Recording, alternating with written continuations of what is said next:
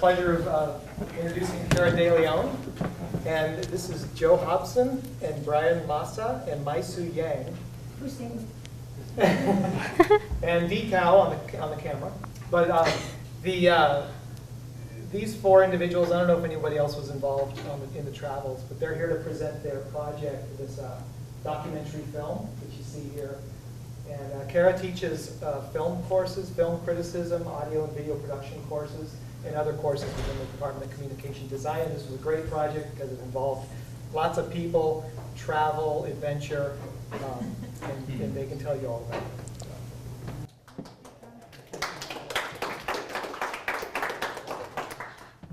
Okay, so one of the classes I teach in communication design is documentary film. And the documentary that we decided to make was really a personal documentary. And personal documentaries are fairly unique because the people speak for themselves. And it focuses on the private sphere. It's a personal story rather than focusing on the public sphere. And the argument is not at the forefront because often you see documentaries like Food Inc. or Bowling for Columbine that have an argument that is trying really to persuade the audience in one way or another. But a personal documentary is really simply about telling a story. And so Joe and I decided to make this documentary, and we were really inspired by a number of films, and the two, as we were putting this together, the two that really stuck out to us was Dear Zachary and Nobody's Business. Let's see. Dear Zachary came out in 2008, and here's the trailer for it. Oops.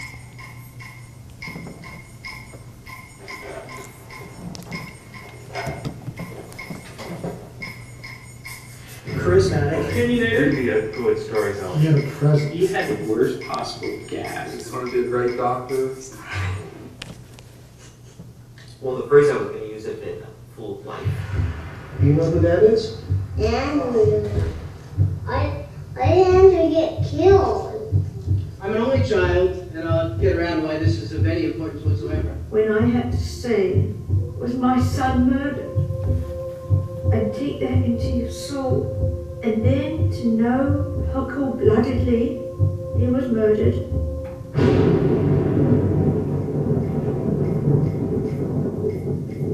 He wanted to break up with her. Oh, she said, that's it. And she was gone again. Unfortunately, she made it to Canada before they could arrest her. On the afternoon of November 7th, 2001, my sister called to tell me that Dr. Andrew Bagby, my closest friend since the age of 7, had been killed. My name's Kurt, and I'm a filmmaker. Andrew appeared in every movie I made growing up. Jesus Christ, Kurt, what do you want? I decided to make a movie, to travel far and wide, to interview everyone who ever knew and loved Andrew.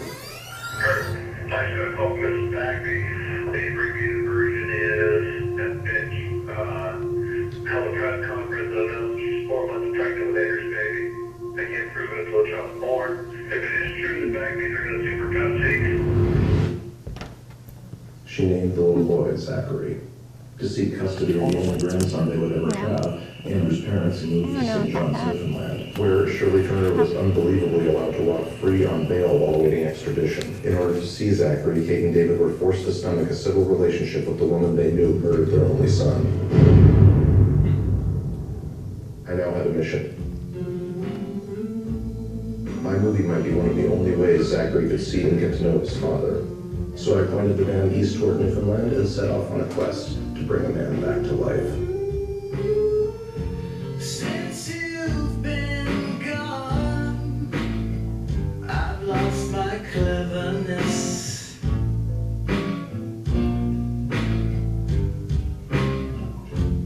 And since you've walked away, I just can't deal with this. But I never could have guessed what would happen next.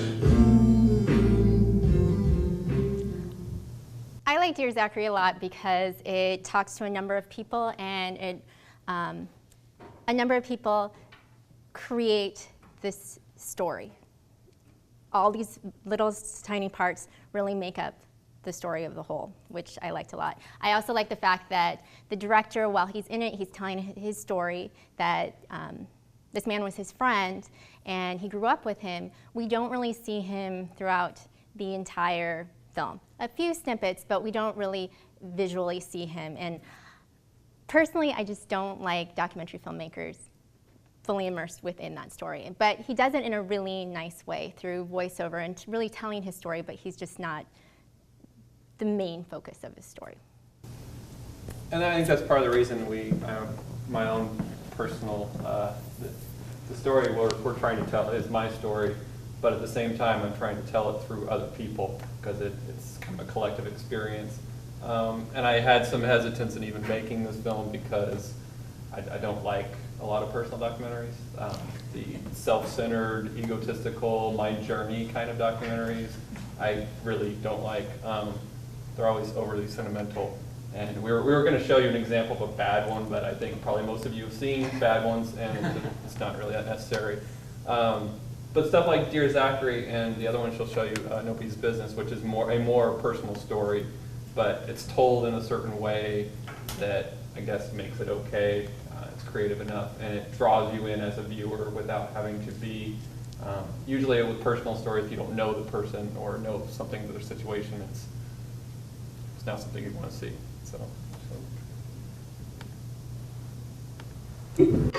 Testing 1, 2, 3. Testing 1, 2, 3. How long do you think this is going to take, Alan? About an hour. Tell me about this picture. It looks like you're about to sing. It looks like you're about to sing or give a speech somewhere. No, that's not so. I'm just posing. For whom? I'm just posing for the picture to be taken. There's no story behind the image? Well, you want me to make up stories?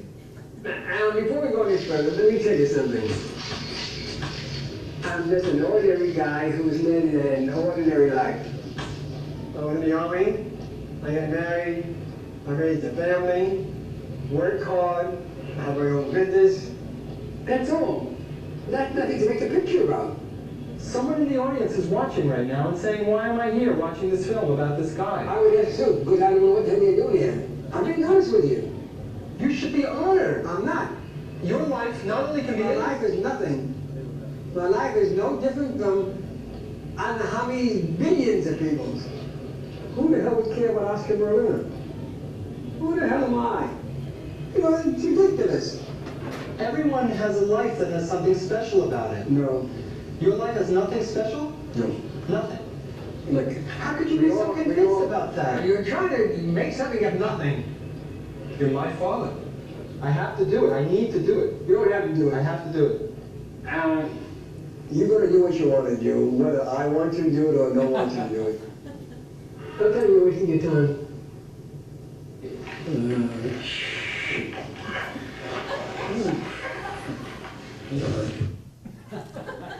Nobody's Business is my absolute favorite documentary. It doesn't really have a sensational story like Dear Zachary, but it really tells this wonderful story. And oftentimes with documentaries, we have this interesting story, this interesting person on camera, yet it's made, the technical aspect of the film is not even thought about. It's made very poorly. But I think Nobody's Business, it really creates a very interesting visual that you don't really find in documentary film. Do you want to say anything about this one? I mean, I guess in saying that, we're hoping that we could both technically make a decent film while also giving you an interesting story as well. I do agree that in plenty of cases that you see bad documentaries and the technical it's not great. Both of these, and they're trailers, but they do give an idea of how the film's made. It's not like a lot of trailers where it's just cut together. Actually, Nobody's Business is just the first minute and a half of the movie itself. But he maintains that style using found footage and some more interview with his father as well. And really, Nobody's Business, he's just exploring why his parents divorced. And that's it.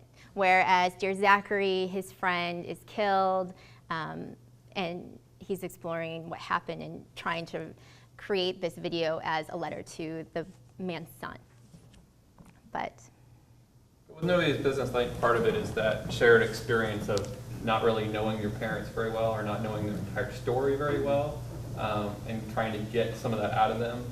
And in some ways that kind of informed ours as well, because a lot of where our story started was that I don't really know my full story.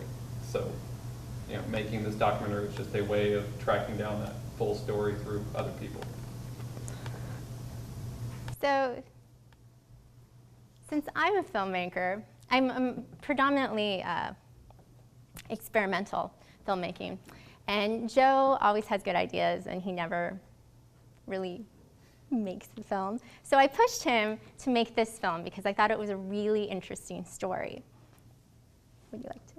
And I guess part of the reason that comes across, I went to film school many years ago, and I've moved around quite a bit. But the one I always run into is people, especially like Chico, they ask where you're from, because I'm not from here. I wasn't born here. I'm a transplant. I didn't go to school here. But they always tend to ask where you're from, and I always had a difficult time answering that question because it's kind of an involved story, and I don't like to get into it too much with a lot of people. But I was born in Santa Barbara, in the Santa Barbara area, Solvang, a little Danish town near there, and Santa Ynez Valley. And when I was 3 years old, my family moved to Alabama. And then I grew up in Alabama, in Mobile, Alabama, for 15 years until I graduated from high school, and then got in my car and drove back to California. Got out of Alabama, went to USC, and never went back. I hadn't been back to Alabama in 19 years. So a lot of where this story comes from is that people would ask, where are you from? And I'd always kind of get stuck on it. I have children, and they don't really know fully, and you know, I knew enough about my family, but I didn't know a lot of the reasons why we moved, or at least not the full story of why we moved. So I decided to go back through and talk to some of the people that moved with us, and were part of that group because it was a whole group moving experience, and that's where this project came from. And then through the course of it, of course, I went through books have been written about this movement, and talked to people and got more of the story than I expected, kind of stepped into some controversies that I didn't really know about beforehand. There were plenty of people that wouldn't talk to us, some that would, but we interviewed, I guess, 35 people or 40, somewhere in that area, and got them to tell the story. We're still kind of working out how I end up on the film or as part of the film, but it's, you know, one way or another, it's still my story. So I guess we'll show you. We have about a 10-minute clip that's kind of a compilation of pieces of the film through different interviews. Oops. And Super 8 footage, but it's, you know, it will give you a broad overview without being, you know, without being as much like a trailer.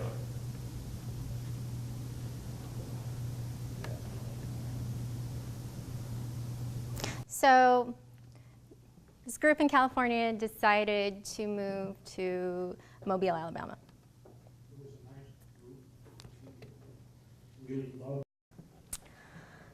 Last summer, we decided to actually make this documentary. We had an old RV. What year was that from? 84 Dolphin. 84 Dolphin with no air conditioning that we usually use for Burning Man, that we decided that we would go all across the country and interview people for this. I, of course, was in my first trimester of pregnancy, so I decided not to go in a hot air RV across the country. So these three went. Would you like to share? It was fun.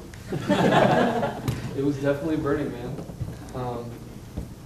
There was a lot of different, I wouldn't say roadblocks, but road bumps we hit along the way, just with the production, not knowing what to expect, not only with the production side, but going to a whole new area. I mean, the South is so much different than California in so many different ways. Just knowing how to talk to people, what you can and can't talk about to people is something that's totally different here. Like Joe was saying, something that they ask here a lot of is, where are you from? Down there, they ask you a lot of like your religion. What religious background are you? And that's something you just kind of have to deal with and just kind of roll with. That was one thing I really wasn't expecting with the documentary, was having to just kind of like understand myself, not just religiously, but finding myself on this documentary. I'm trying not to make you spell myself. This is my own personal place. But it opened my eyes to a whole new spectrum of the world that is amazing, and I have to thank you guys for allowing me to do this, because that was so much fun. But it also, like I said, had a lot of roadblocks and a lot of road bumps with, one of them was, like I said, knowing how to talk to people. When you don't know these people, you're going into their house, their sanctuary, and you're asking them these intense questions of their life that a lot of them had to go through years of therapy. Some of them had to like just kind of, some people buried it in the past, and other people just are flamboyant about it. And it's something that you don't know what to expect with each new interview. And that was just, whoa. And that's one thing I really did not see while here at Chico State, and I wasn't ready for that. So it definitely just caught me by surprise. Adding on, I guess, well, it was really a surprise for the experience. I mean, the heat was something that we endured the whole time with no AC. I mean, we were like sweating, you know. There'd be a day where we wouldn't even bathe, we didn't even get a shower. Texas was the worst, but then, yeah, like what Brian said, you know, everybody we met were just different. I mean, they weren't the same, so when you approach them, you had to think a lot, you know, how to talk to this specific person. I mean, you're not from the South, so they know off the bat that your accent's not Southern at all, and then on top of that, your license plate says California, so then they're just like, okay. Cow hanging from the back of the RV. Yeah, and on top of that, I mean, it was just interesting.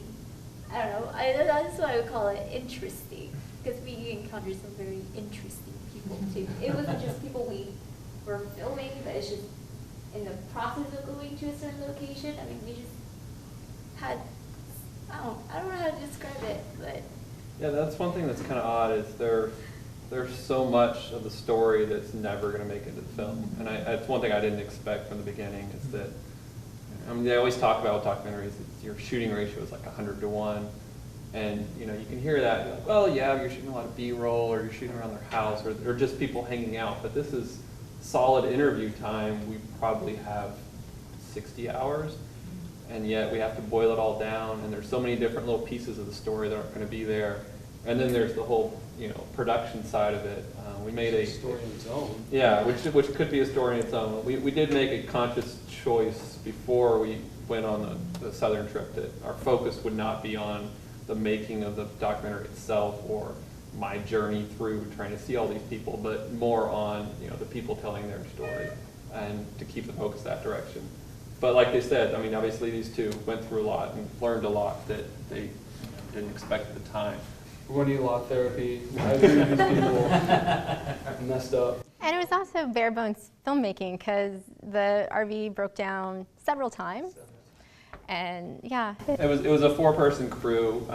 Brian and my Sue did camera duties together, and it was, you know, always very small production, you know, a couple of lights. We would roll into someone's house and say hi and have our pleasantries for about half an hour, and then set up and shoot them for about an hour and a half and say goodbye and leave. So in most cases, you know, throughout, you know, different states, we weren't there very long. We had to be really quick and know what we were doing. We got better as we went along. There were a couple of bumps at the beginning, but for the most part, these two did a really good job of just coming in and doing whatever they needed to do. And I guess that's, you know, one thing. If you're going to shoot with a small crew, you have to have people you can trust. And you have to be able to rely on your equipment and your crew. So we had that.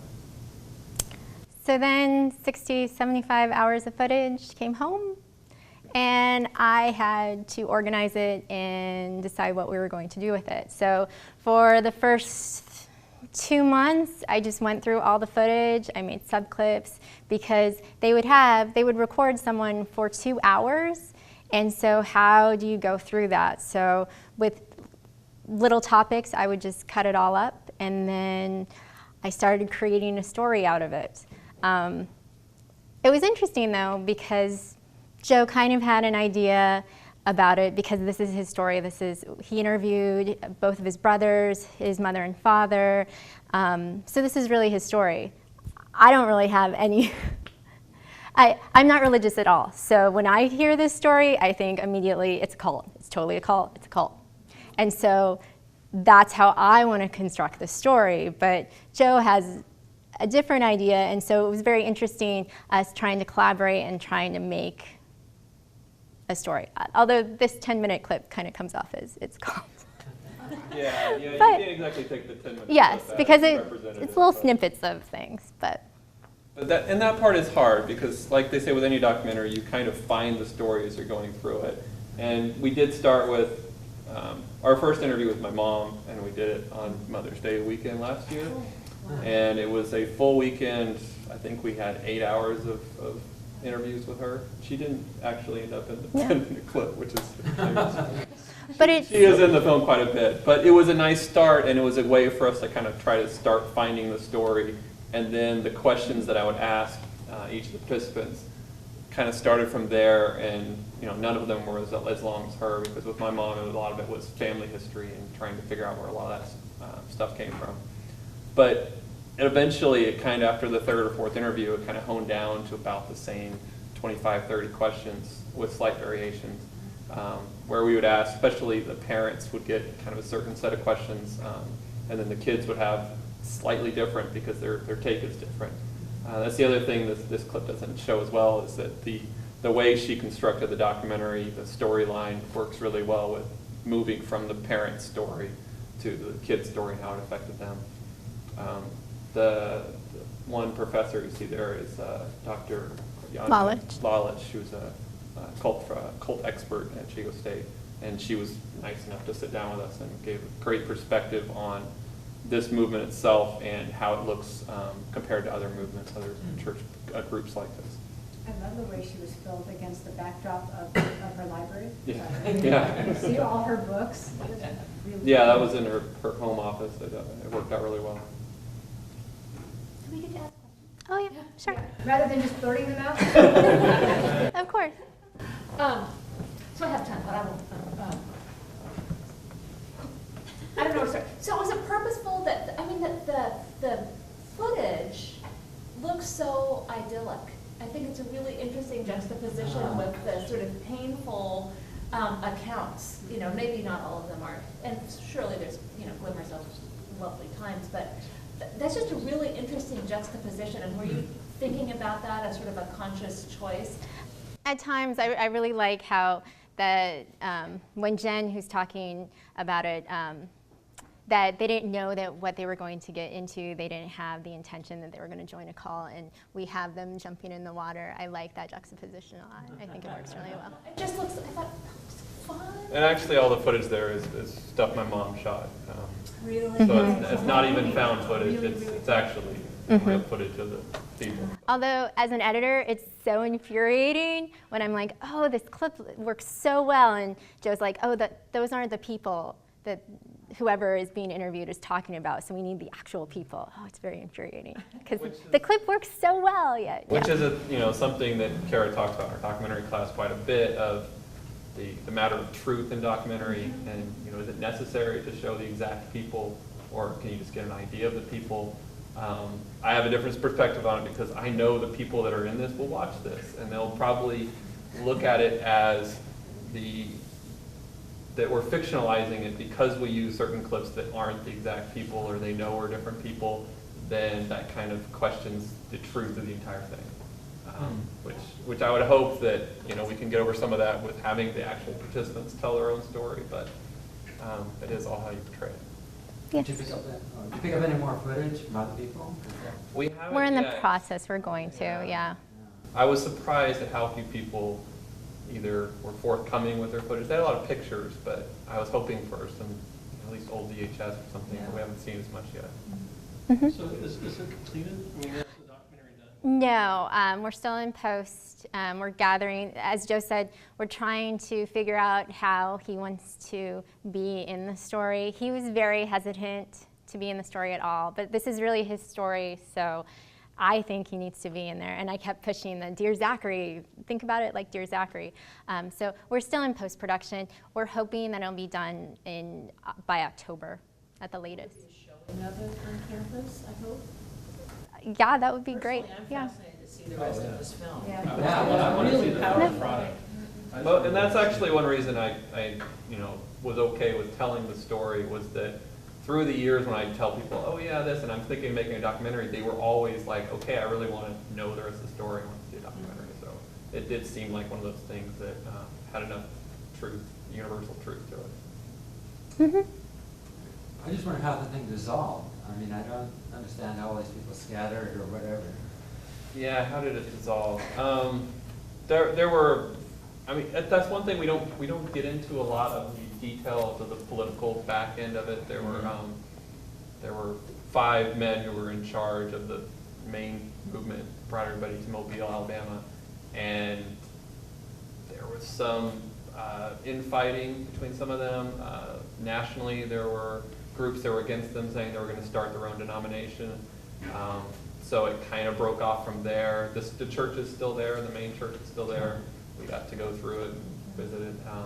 And actually, I know a few of the people that are still involved. None would talk on the film.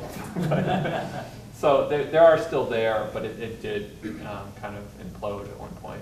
Each of the families kind of shares their own story of how they got out and what the experience was like for them. I'm a minister's kid, so I'm interested. And we purposely, when we set out to make this documentary, we purposely thought about, we didn't really want to create this historical documentary about the history of the Covenant Church. We wanted to really tell the story of the people who were in the church and how they got out, and really about the children from this experience. What are their perspectives on family, religion? How has it influenced their lives today?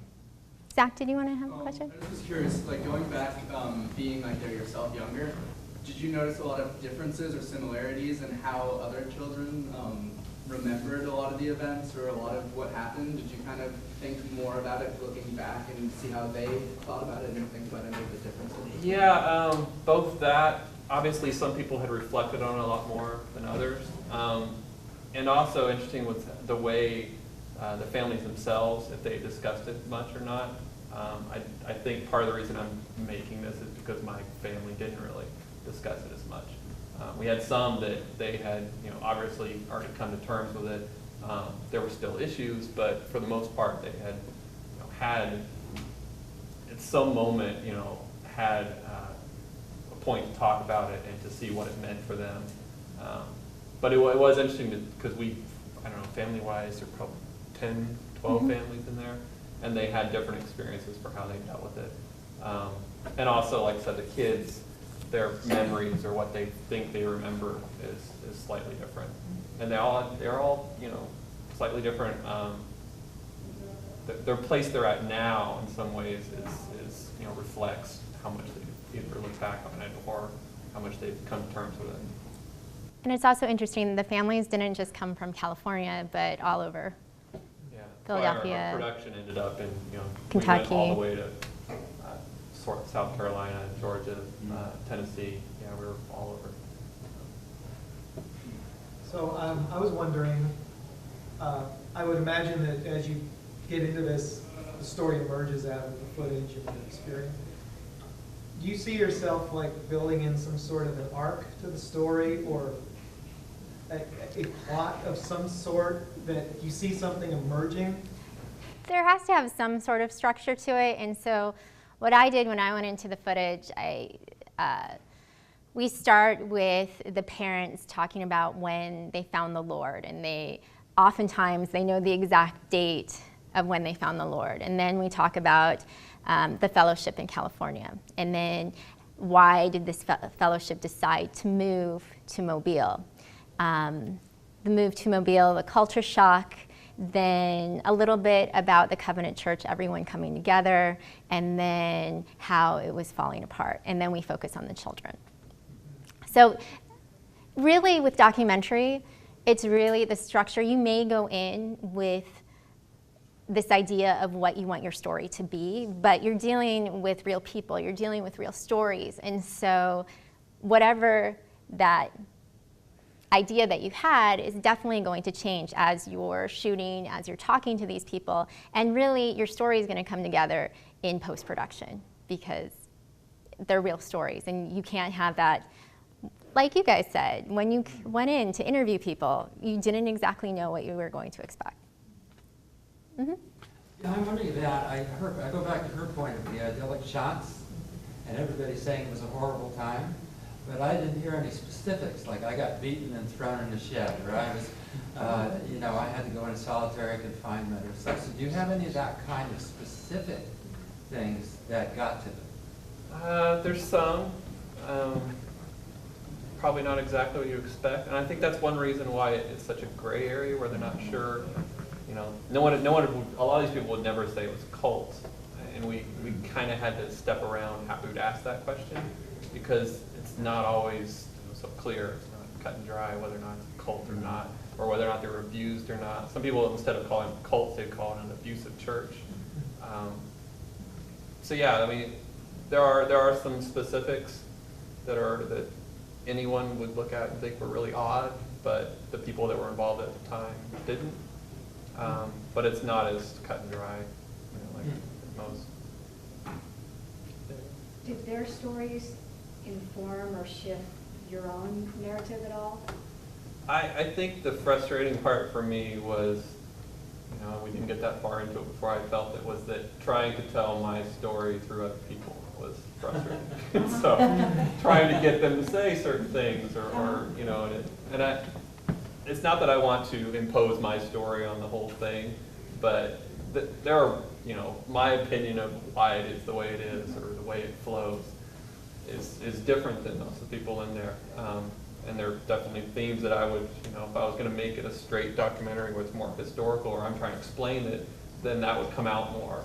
But, you know, so it's a little more difficult to tell it this way, but I think it works out better, and it's not just my story in that case. But yeah, we did, and we also had that from a lot of people asking. They would start to ask me questions that I would dodge. So most of the time. Like you are right now. Yeah, like I am right now. My mom would be the worst. Yeah. This sort of relates to what you're just talking about. I'm really interested in that sort of idea of the reluctant subject. So the nobody's business. Mm-hmm. You know, here's this guy saying, "Don't make a movie about me." You know, why my story? And I hear you sort of being a reluctant subject in terms of telling your own story and sort of questioning where to put that. And then I hear that gentleman talking about, oh, when I heard I was going to talk about this, I got nauseous, and that sort of this sort of reluctance to tell the story. And I wonder what we sort of think about that as scholars or documentarians or researchers when we are looking at stories that folks may or may not want to share, and sort of what are the ethical dilemmas? How do you sort of think about that from a sort of a narrator's point of view? And what do you do with this sort of reluctant subject? I actually use nobody's business when I talk about ethics in documentary film, because you have this additional layer of not only the subject who doesn't want to share the story, but it's his father. So the father feels somewhat obligated to talk to his son. Yeah. So it's very interesting with Joe's mom, where she's pretty much said, "Oh, I'll love you. Whatever you show, it'll be okay." But it's interesting, especially when you're dealing with relatives. Because even if you let them tell the story, I mean, it's not completely objective. You choose what to put in and what not to, and where the focus is of the story. So I'm a little bit nervous of some backlash from some people, but really their reluctance a lot of people were very reluctant to appear and didn't appear that I thought would, and I was kind of surprised that people that were really good friends of mine but are still kind of involved in the church wouldn't talk at all. And partially it's because they're still involved, and they'll talk off camera. We had a lot of really interesting conversations off camera. What do you do with those absences in the film? I mean, do you account for those? No, it's just the story is not about them. And there's enough other people that are telling their experience that it's not as necessary. And we also skewed it away from the story is the history of the movement, because to me the story is not really about the movement. It's just, it's a group that these people were involved with, but there are other groups like it. It's more about the families themselves. So you said that you're friends with people that are still in the church. How do they, and they know you're making this film because you asked if they were willing to speak with it, or? Yeah. How did they respond to that? Like the idea that you're making this, like if they weren't willing to film, did they just accept it? Like they're worried about our perspective and what we're going to show. We went to the church.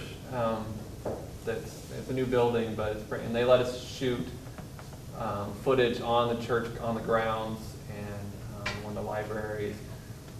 So it's like I don't think they want to be shown as being involved, because that gives it some validity. But if it comes out and they don't like it, they can step back and go, yeah, we wouldn't have anything to do with this. But I know they're curious what we're going to say, and we got a lot of questions. It's going to be a smear. I did have one person we were going to interview who was, who blatantly said that there was someone else who was going to make a documentary about this group that obviously had an agenda, and he wanted to make sure we didn't have an agenda. And I've tried to explain to everyone that we've interviewed that really I'm just looking for these people to tell their story and for it to be, collective experience kind of thing. So I think the people that we've all talked to walked away with a good experience. In a lot of ways, it was good for them to be able to reflect on the experience. So, but I guess we'll see when it's time. Yeah, I had the sense that when they were still in California, that was an idyllic time for them. That was really a happy time. And I also got the sense that things began to change almost without their being aware that things were maybe getting a little skewed in a direction that wasn't very healthy. I was really struck by the one woman who, and this is when the kids are jumping into the pond, and when she's talking about seeing the movie about Jim Jones and so forth. And I wonder if in the interviews, if you saw themes of moments that sort of held a mirror up to people, where they suddenly were confronting, there's something wrong here. Maybe not saying cult, or I'm not sure that that's even important that they assign a particular name to it, but did you get the sense that there were points in time or precipitating events that held that mirror up where people began to say, hey, wait a minute? Yeah, I think they have had some opportunity to look back, and that's the other part of doing the interview with them is, you can't surprise them with the questions, and you wouldn't want to in a lot of cases, and you want them to have some thought beforehand so that it doesn't run too long. But they did have, a lot of them had given it thought beforehand. Some of them, it was maybe the day or two before we got there that really did. But through the course of them talking about it, you could tell that they reflected at certain points and would look back over the years to try to see. And my family as well. I know my family did. Probably not as great extent as some of the others, but definitely did. But I would say you could certainly tell the people who had thought about this for years and years and years and reflected upon it.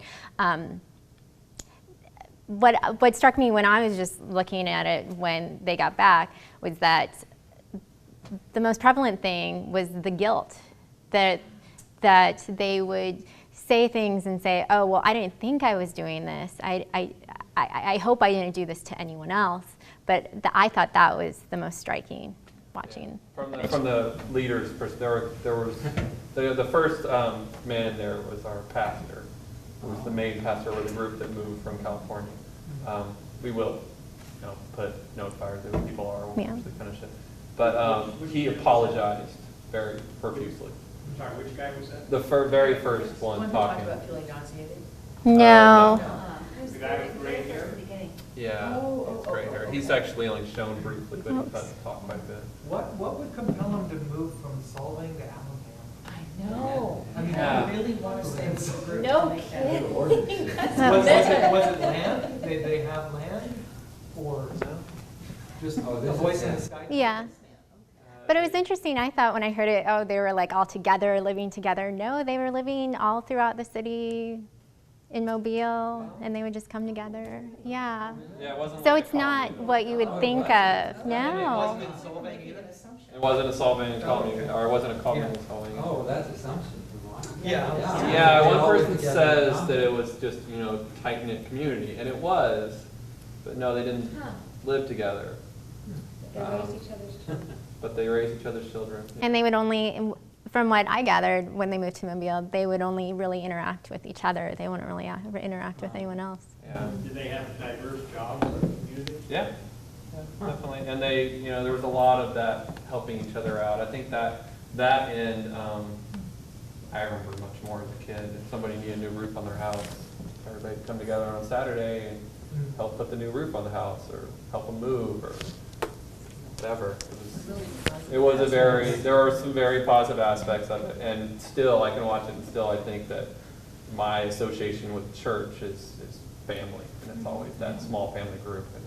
And a lot of the people that we've talked to here, they've looked for that other places, and you can't find it. Well, see, my question is your personal story. I keep thinking of moving Nebraska. So have you seen that? Yeah. Okay. And so he finds out a whole bunch of things about his father he didn't know. And I was wondering, in terms of your own personal story, did you find out a lot of things that actually crucial things, or whatever, that may have changed your view or whatever, that you didn't know? Crucial things about my own story, my family? Yeah, in other words, your whole involvement, did you find out?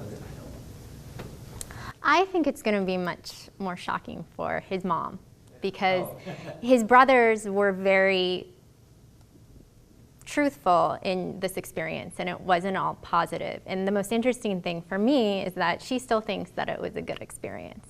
And so I think it's going to be much... There's that lingering Or- doubt where she says... She wants to ignore the fact that it could have been a bad experience. She'll for- say, well, I don't think I screwed you guys up. Yeah. This is kind of an odd question, but whenever you were talking about how there was the group you had in California, and then groups from all over came together into the single, and there's the whole shepherd flock thing going on. Whenever people mention the flock, do they refer as all the people together? As They the usually flock, or refer do to they usually mean their group as a- small group. The church actually grew to about 1,000 at one point, and there were associated churches around the country as well. They would put seed churches in. So we interviewed people from Memphis and from Houston that were part of seed churches. But whenever someone says the flock, it's that group right there on the screen. It's 100 or 20, or it's that one pastor with 12 families underneath them usually. Well, I just have to say, as a minister's kid, it's a matter of degree. And that I know a lot of people would make that the same. I've known people, Catholics, the same. So I'm not, one thing is that it's, and maybe a typical story in a way, that is more, it's not that it's exactly generic, but boy, I know a lot of people who've been really, feel injured from their religion and living with other people. Well, Professor Larlich even says that it's not necessarily even religion, that if you look at the startup culture in Silicon Valley, a lot of small companies are very similar culture, where you're working as hard as you possibly can for an enigmatic individual and giving everything you can. At what point does it cross over the line where that becomes a cult? You hear someone mention faith in a very broad and general way, but how do you characterize the actual religion? The religion itself, non-denominational, Pentecostal, Okay. which is very, it's common in the South. They don't see it as much here, but I don't know. Some of the it's turned into a lot of your mega churches. It's that sort of thing. Yeah. Do you see this being first person narrated with your voice? Or- There are some, in the assembly cut that we have now, there are some places where I think it needs some explanation. And it might just be that kind of guide to say, oh, when they say this. And part of that I found from working with the crew, and we'd leave an interview, and I would say, when they said struggling with their demons, and they're like, yeah, it's an expression. I'm like, no, they mean very specifically demons, like casting out demons. And then I found there, and do you understand what the phrase born again means? And we'd ask people, and there are certain phrases and certain pieces of it that I think need explanation. So I think one way that we could insert me into the story is it's my story, but it's also a guide of, well, this is what helped glue it together, or this is what we're talking about. What I think it was Assembly that was talking about Jim Jones. She had like lots of tattoos and piercings, and she was so damaged. I mean, and she made some statements there that were. And didn't she say something about sleeping? She said something. Did that kind of? She had a worse experience than most people would. Right, because she was saying something about like the preacher. I don't know. She said something about like someone. How to have relations? Yeah, there was. Yeah, and so did you her dad was in there as well, and he, yeah. So did you get like multiple things like to confirm what she said? I mean, were there anything backing up? Yeah, there were. So imagine multiple people because I mean, everyone was, nice, older, and she was just like, whoa. And she was just really, did you see many people that were like in that state of that woman was? Or? Yeah, I only showed Jen and Lincoln, Ken. Kids in the There are more kids in I guess she was a kid. Yeah. She's my kid. She's your age? Mm-hmm. Really? Mm-hmm. She's about old. Yeah, she's had hard years. She's had some rough years. Yeah. She survived it, and I would say that there was a cause and effect relationship with her youth. So they left the church. I think she was 9 or 10, somewhere in there, and moved back to California. I hadn't seen her, and I was really, really good friends with her when I was little, and I hadn't seen her in 25 years, so 30 years. A long time. Any questions? So I'm going to re-ask my question. Is there any possibility that you'll have a chance to see the final version Sure. of this video? Yes. That would be fabulous. How do you plan on distributing it? Film festivals. Well, first, because the big push is in the fall for film festivals, so that's why our deadline is in the fall, and we have to get it done. So film festivals, and then we're hoping to show it around campuses and PBS, things like that. So that's what our goals are. So. It seems like the relation between the parents and the children is the most interesting through and the different takes on it and how the kids feel, and just back and forth, because it sounds like the parents don't want to really feel guilty, and the kids are really pissed off. I don't know if that's generally. And in the post, that's one thing I'm kind of curious of watching it is, I mean, I know whose kid is whose parent, but how important is it that we specifically show that this is the daughter of that man? Yeah. That seems like the most interesting to me anyway. Well, clearly we're looking forward to more. Yeah. Very interesting to see. Well, thank you all for coming.